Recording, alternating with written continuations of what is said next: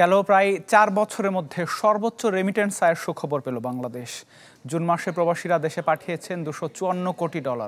বাংলাদেশ ব্যাংকের সবশেষ প্রতিবেদনে এমন তথ্য উঠে এসেছে। এছাড়া এই অঙ্ক বছর ব্যবধানে বেড়েছে 15.59%। গেল বছরের একই সময়ে এই আয় ছিল $219 কোটি। সব মিলিয়ে 2023-24 অর্থ বছরে প্রবাসী আয় $2,391 কোটি। অন্যদিকে 2022-23 অর্থ বছরে রেমিটেন্স এসেছিল $2,161 কোটি। সেই হিসেবে বছর ব্যবধানে মোট আয় বাড়ল 10.5%-এর উপরে। উল্লেখ্য, দেশের ইতিহাসে সবচেয়ে বেশি প্রবাসী আয় আসে 2020-21 অর্থ বছরে $2,477 কোটি মার্কিন ডলার।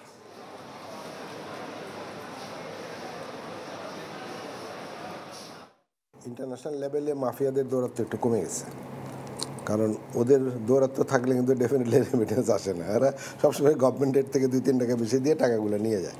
তো এইবার সব সঠিক মতো আসতে পারছে বলে আপনি ভাবেন না যে আমাদের ব্যাংকিং সিস্টেম খুব ভালো পারফর্ম করছে, আমার মনে হয় না এটা।